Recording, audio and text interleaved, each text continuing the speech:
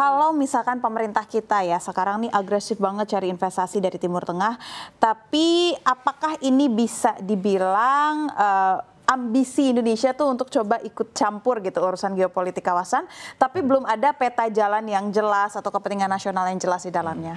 Kalau misalnya dikatakan ikut campur dalam kawasan, sebenarnya kan Indonesia itu sendiri udah dilihat sebagai sosok ya.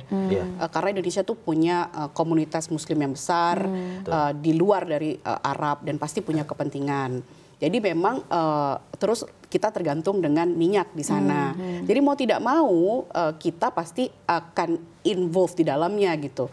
Kita tahu kalau ketika Selat Hormuz itu ditutup, ketika pada saat Amerika dan Iran masih panas kemarin, itu kan kita juga gonjang-ganjing karena kita impor minyak dari luar gitu kan ya. Jadi mau tidak mau memang peran pemerintah dan peran Indonesia di sana diperlukan untuk kepentingan kita juga, which is minyak sebenarnya. Dan sebenarnya kan Arab Saudi ini lagi disorot juga karena isu HAM-nya gitu kan. Maksudnya apakah dengan Indonesia memiliki hubungan yang cukup dekat dengan Arab Saudi, ini artinya mempertaruhkan juga citra kita gitu, atau prinsip politik luar negerinya dengan cuman demi kerjasama gitu. Walaupun kita sebenarnya butuh nih dana 440 triliun, tapi kan ada isu HAM yang sebenarnya kita tuh tentang habis-habisan gitu. Memang kalau isu HAM ini kan dari kematian itu ya, Khashoggi ya waktu itu salah satu jurnalis juga itu kan juga jadi sorotan ya waktu itu ya. Cuma memang kan kalau dari sisi saya melihatnya isunya bukan cuma soal HAM jadi ya. Karena yang paling krusial dan mungkin kita tahu semua ya soal haji ya.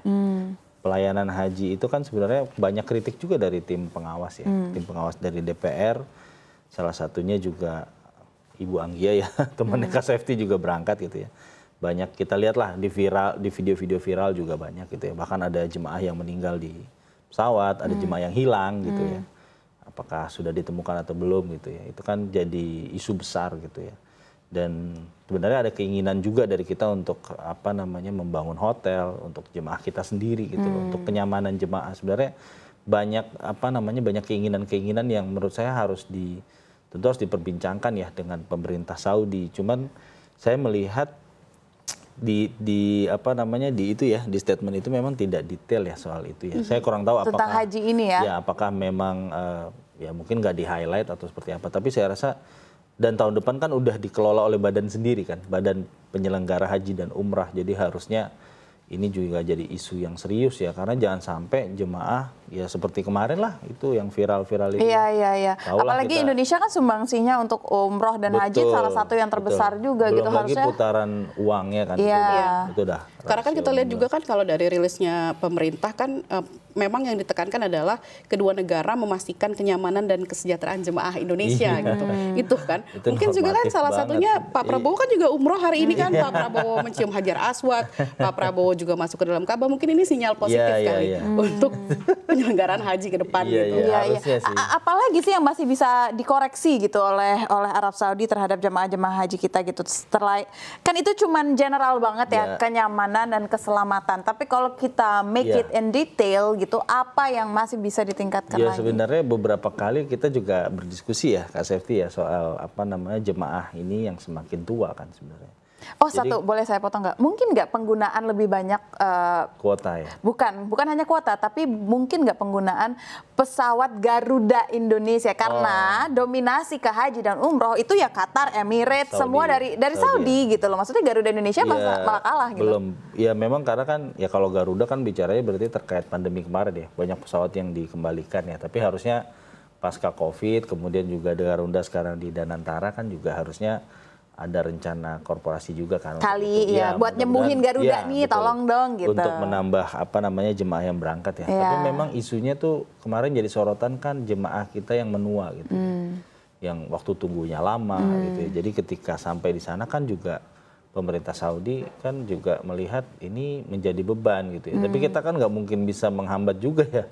Ketika dia baru bisa berangkat di usia 70, 80 mungkin gitu kan. Nah itu berarti harusnya diperbicarakan dong. Maksudnya untuk durasi menunggu itu kan terlalu lama. Ya kalau menunggu ini kan kaitannya sama kuota kan. Cuman kita juga, saya nggak tahu ya, tapi dalam beberapa tahun itu memang kuotanya 1% dari jumlah penduduk. Selalu begitu kan rumusnya. Rumus dari organisasi Islam itu. Jadi ya kalau 1% jumlah penduduk muslimnya gitu ya, itu kan ya kita akan segitu-segitu aja sih, 220.000 paling. Nggak akan lebih, malah waktu renovasi kan sempat turun ke 160.000, otomatis antreannya juga makin makin panjang gitu. Kalau dari Mbak Septi, apa yang Mbak Septi lihat? Sebenarnya sih kalau saya sih pribadi, kita tuh pengen lihatnya lebih ke perang dagang ya. Ini jadi strategi Indonesia untuk untuk menghalau dampak yang buruk buat Indonesia sendiri, terutama soal perang dagang. Karena kan kita memang butuh banyak pasar baru, salah satunya mungkin Arab Saudi nih. Dan jangan lupa juga nanti presiden kan bakal datang ke BRICS tuh.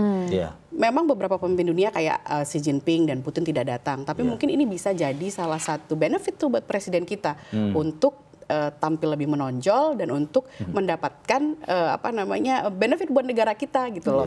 Jadi saya sih lebih lihatnya lebih ke sana sih. Bagaimana ini dimanfaatkan untuk menghalau dampak negatif dari perang dagang US dan Donald Trump. Itu aja sih dan Saudi salah satu anggota BRICS juga ya, sudah anggota tetap juga sih. Dan satu, selain investasi juga kan sebenarnya memperkuat ataupun menyuarakan terkait tentang isu di Gaza gitu kan. Dan ini kan perlu kerjasama antara negara-negara yang memang negara Muslim atau negara yang mayoritasnya Muslim gitu. Salah satunya Indonesia. Seberapa konkret? Maksud saya tuh gini, kalau kita berbicara tentang menyuarakan dari zaman Pak Jokowi, dari zaman sebelumnya, menyuarakan tuh sudah selalu dilakukan. Tetapi sepertinya langkah nyata, aksi nyata dari bentuk suara ini itu belum terbentuk menjadi sebuah formasi gerakan nyata gitu loh. Ini sebenarnya Kak Septi lebih paham. Gimana? Coba Mbak Septi. Kalau Indonesia sendiri Saudi yang gitu ya, bergerak tentu tidak bisa. Kalau Saudi sendiri yang bergerak tentu juga agak sulit. Sebenarnya kuncinya, kita di redaksi sempat berbicara pada saat kuncinya itu ada dua. Pertama di Donald Trump sendiri, kedua di Netanyahu. Karena konflik di Gaza itu akan tereskalasi setiap ada masalah sama Netanyahu di kepemimpinannya. Misalnya tiba-tiba ada gonjang-ganjing kasus korupsinya diangkat kembali, mulai tuh bombardir sana sini gitu kan ya. Terus Donald Trump sendiri, Donald Trump itu menggunakan Gaza juga untuk bernegosiasi.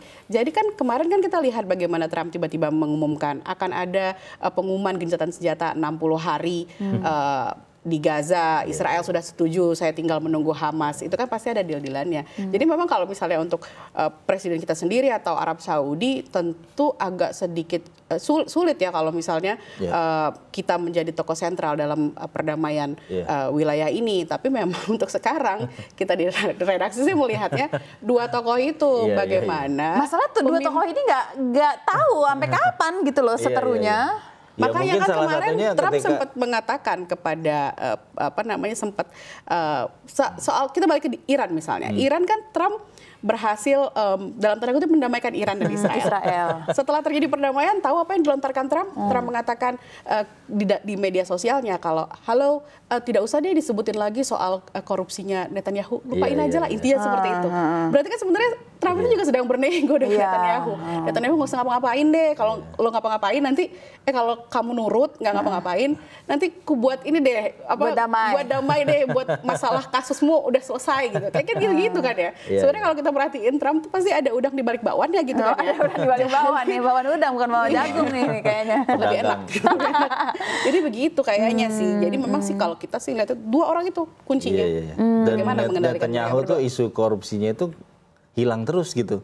Jadi sempat kayaknya wah ini oposisinya juga udah ini ya, udah semangat, mau goyang nih, udah mau ngelengserin, tahu-tahu enggak lagi gitu. Jadi memang luar biasa sih. Memang saya juga makanya Saudi juga sebenarnya posisi serba salah kan, karena ya udah banyak lah perusahaan Amerika juga berbisnis di sana, kemudian juga ya banyak support untuk alutsistanya Arab Saudi itu juga dari Amerika. Jangan gitu. Salah juga, Arab Saudi juga punya bisnis dengan Trump.